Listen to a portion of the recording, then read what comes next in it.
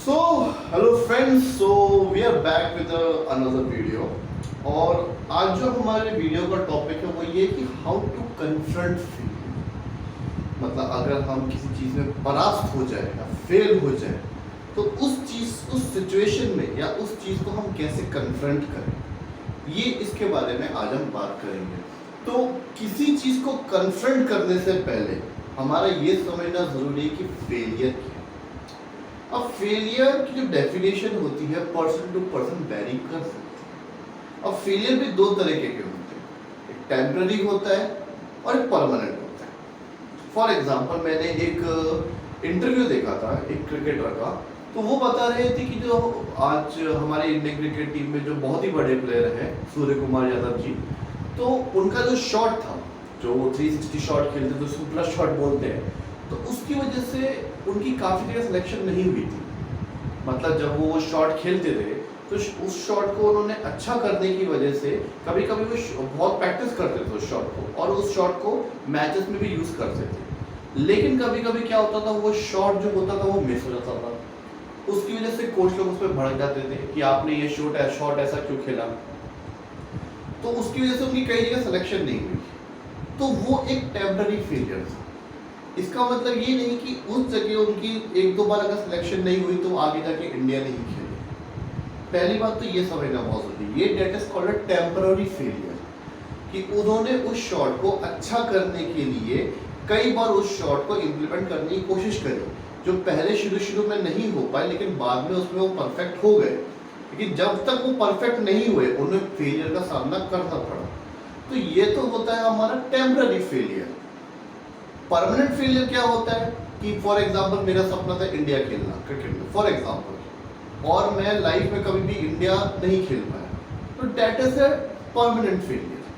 अब दोनों फेलियर को डील कैसे करना है उसके बारे में आज चर्चा करेंगे। आज हम जितने भी यंग लोग हैं जो कॉम्पिटिटिव एग्जाम्स दे रहे हैं, या फिर कोई स्टार्टअप खोलने की कोशिश कर रहे हैं, या फिर किसी और चीज़ में अपनी कोशिश को जारी रखा हुआ है, तो अगर वो फेलियर का सामना कर रहे हैं तो उस चीज़ को कन्फ्रंट कैसे करें। तो पहले तो फेलियर होता है टेम्पररी फेलियर। टेम्पररी फेलियर का मतलब मैंने आपको जस्ट बताया है। तो अगर टेम्पररी फेल हो रहे हैं तो उसमें आपको सेल्फ एनालिसिस करने की जरूरत है। अब सेल्फ एनालिसिस का मतलब क्या होता है, नंबर 1, पहले तो सबसे पहले एनालिसिस ये करिए कि मैंने जो चीज़ चुनी है सच में मुझे उसमें इंटरेस्ट है कि नहीं। ऐसा तो नहीं कि मुझे उस चीज़ में इंटरेस्ट ही नहीं है, मुझे फोर्सफुली कराई जा रही है, मुझे उसमें कोई पैशन नहीं है, इंटरेस्ट नहीं है, इसलिए मैं जितना मन पड़ता है बस उतना ही करता, इसकी वजह से मेरा फेलियर आ रहा है। तो सबसे पहले सेल्फ एनालिसिस आपको ये करना है कि ये जो आप टेम्पररी फेलियर बार बार फेस कर रहे हैं इसकी वजह से तो नहीं है कि आपको उस चीज़ में इंटरेस्ट ही नहीं है। नंबर 1 कारण तो ये हो सकता है। नंबर टू कारण बहुत सारे हो सकते हैं कि मैं कोई ऐसी छोटी सी गलती कर रहा हूँ जिसकी वजह से मैं आगे नहीं बढ़ पा रहा।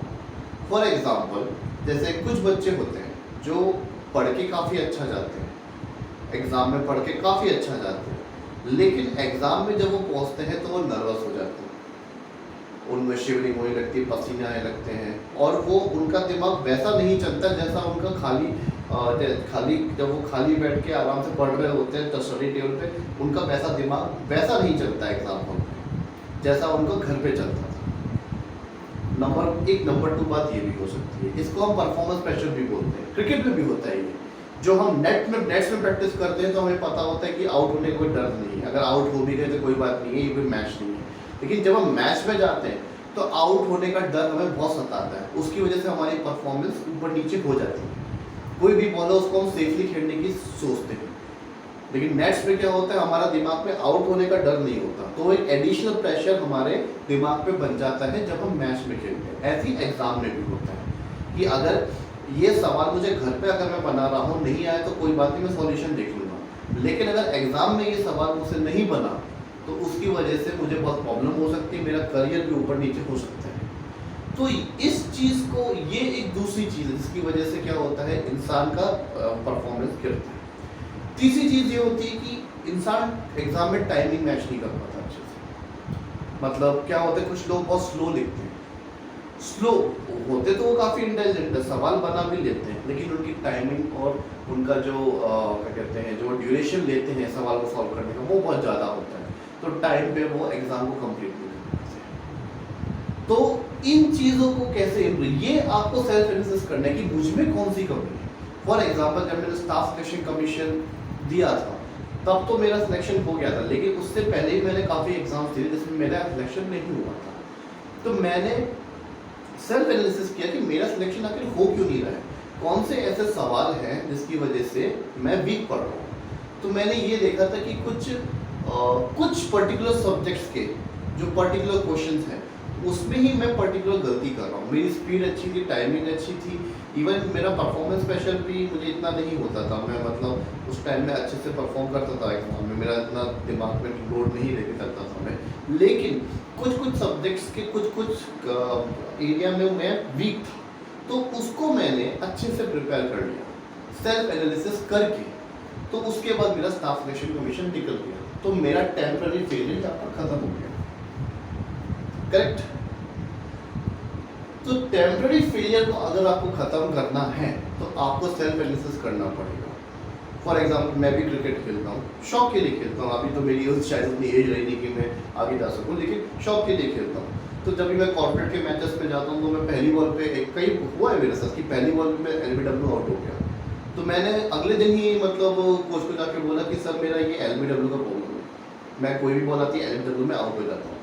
तो उन्होंने मुझे बताया कि आप स्टांस अच्छे से कीजिए, सीधा खेलिए, मतलब आप गार्ड के टाइम मिडल लेग पे खड़े हुई है। तो उन्होंने कुछ ऐसी टेक्निकल चीज़ बताई जिसके बाद मैं LB आज तक नहीं हुआ फिर, और उसके बाद मैंने काफ़ी अच्छा परफॉर्म भी किया, बैटिंग में बॉलिंग में भी। तो उस सेल्फ एनालिसिस से मेरा टेम्पररी फेलियर हट गया। तो टेम्पररी फेलियर हटाने के लिए आपको ये करना है, सेल्फ एनालिसिस। अब आता है इससे बड़ा राक्षस, permanent failure.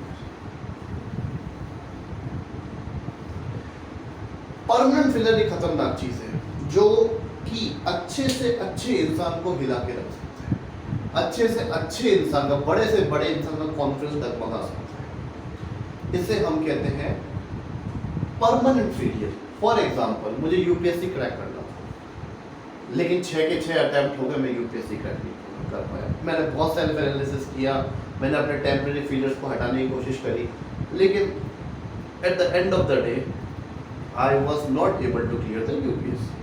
So that is a permanent failure. तो मैं इसको ये चीज़ बोलूँगा, आप इसको फेलियर का नाम ही मत दीजिए। फेलियर, सक्सेस फेलियर, इसमें अपनी लाइफ को गिनना आप बंद कर दीजिए। ये कोई लाइफ, कोई एग्ज़ाम नहीं चल रहा है। ये जो आप 60-70 साल इस धरती पे आके एक जीवन व्यतीत करते हो, इसको आप एक प्रोग्रेस रिपोर्ट या रिपोर्ट कार्ड समझना बंद कर दीजिए। नहीं हो पाया तो आप अपनी ईगो को साइड में रखिए। ये आप, दुनिया इतना आपको नहीं सताती है जितना आप खुद को सताने लग जाते हो कि मैं ये चीज़ नहीं कर पाया।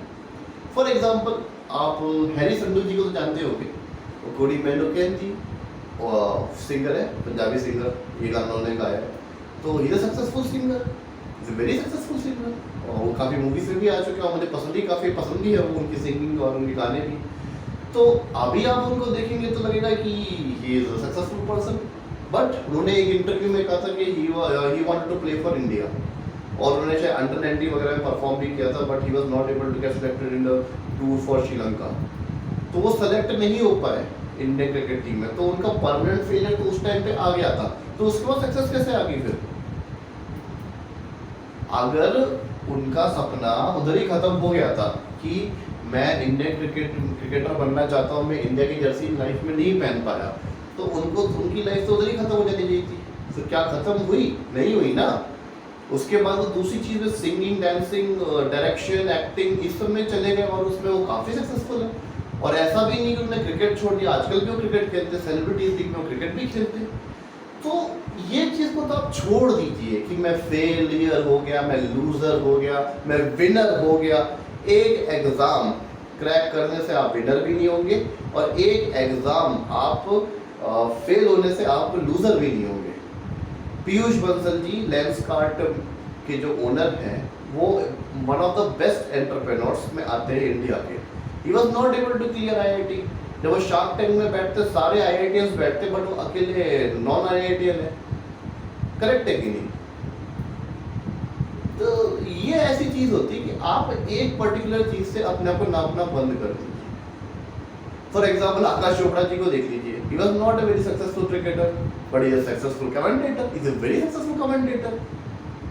तो अपनी जिंदगी को एक पड़ाव के ऊपर नीचे होने से आप आंकना बंद करिए। फेलियर वर्ड ही एग्जिस्ट नहीं करता है। I failed, no you didn't failed, you are not able, just not able to get into that thing because another thing is waiting for you, another something very special is waiting for you। और ये मैं आपको fairy tale या आपको ऐसे console करने के लिए नहीं कह रहा, ये बात मैं सच में बता रहा हूँ। फॉर एग्जांपल मैंने भी स्टाफ सिलेक्शन कमीशन निकाला, अब मेरे लिए वो सक्सेस है। अगर वो सक्सेस हो गया तो मैं ये सब क्यों कर रहा हूँ, क्यों आगे बढ़ने की कोशिश कर रहा हूँ, क्यों मैं अलग अलग चीज़ें ट्राई कर रहा हूँ, मैं क्यों क्रिकेट खेल रहा हूँ? सक्सेस हो गया, घर बैठो आराम से। नहीं, लाइफ ऐसे नहीं चलती है। कितने ब्यूरोक्रेट्स होते हैं जो मतलब यूपीएससी के एग्जाम में सस्पेंड हो जाते हैं, होते हैं कि नहीं होते? तो फिर उनकी जो सक्सेस हो गई थी फिर फेलियर भी देखना पड़ा होगा। तो लाइफ ऐसे नहीं चलती, ना ऐसे चलती है ना ऐसे चलती है, लाइफ ऐसे ऐसे ऐसे चलती है। तो इस चीज को आप यूज्ड टू हो जाइए। महाभारत का एग्जाम्पल देख लीजिए आप। महाभारत में पांडव, जितने भी पांडव थे, अपना पूरा राज्य हार बैठे थे 64 के उस खेल में कौरवों के प्रति। कौरवों के सामने वो सब 64 में सब अपना राज्य हार गए थे। 12 साल का वनवास, 1 साल का अज्ञातवास उन्होंने झेला, तो उनकी तो वही फेलियर हो गए थे, लेकिन उसके बाद उन्होंने युद्ध जीता तो सक्सेस हो गए। तो life it moves like this, it doesn't move like this और दैट। तो मैं यही आपको इस वीडियो के माध्यम से ये बताना चाहता हूँ कि फेलियर डजंट एग्जिस्ट। आज एक चीज खत्म हुई तो एक दूसरी इंटरेस्टिंग चीज आपका वेट कर रही है। वीडियो खत्म होने से पहले एक छोटा सा एग्जांपल देता हूँ। मैंने जब मैं कॉलेज में पढ़ता था तो वहाँ हमारी एक मैम थी, वो हमें आई थिंक लाइफ साइंस या एथिक्स पढ़ाती थी। तो उन्होंने एक एग्जांपल दिया था मुझे कि एक पर्सन था, वो उसने एक अपनी लाइफ की बकेट लिस्ट बनाई थी कि I want to travel this country, I want to eat this thing, I want to learn Chinese, I want to Japanese, I want to go there। एक बहुत 125-130 बकेट लिस्ट की उन्होंने life एक bucket list बनाई थी। और उन्होंने कुछ टाइम तक काम किया और मतलब कुछ नॉर्मल से पैसे जमा किए, बहुत ज़्यादा भी नहीं बहुत कम भी पैसे जमा किए, और उन्होंने अपनी पूरी ज़िंदगी उस बकेट लिस्ट को ख़त्म करने में ही बिता दी। और उसके बकेट लिस्ट खत्म होने के बाद उन्होंने बोला कि now I am satisfied with the life. मैंने इतनी चीज़ें देखी जो कोई देख ही नहीं सकता। और यहाँ हम लोग बैठे हैं, एक एग्जाम ऊपर नीचे हो गया तो पूरी ज़िंदगी खत्म करने के चक्कर में। लाइफ में इतना कुछ है कि डिस्कवर करते करते आपकी हालत खराब हो जाएगी, और आप हो कि उसमें से एक चीज़ आपने पकड़ ली, उसमें नहीं हो पाया तो आप निराश बैठे हो।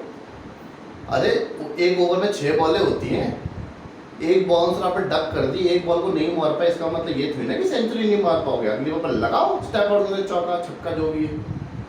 तो इसी माध्यम से मैं आपको यही कहना चाहता हूँ कि failure doesn't exist, failure and success both doesn't exist. What exist is the mindset.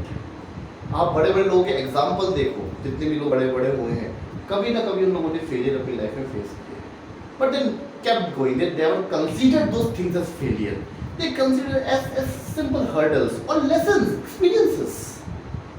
Correct है कि नहीं है? तो आज का वीडियो हम यही समाप्त करते हैं। कमेंट बॉक्स में बताइए आप इस बारे में क्या सोचते हैं। धन्यवाद।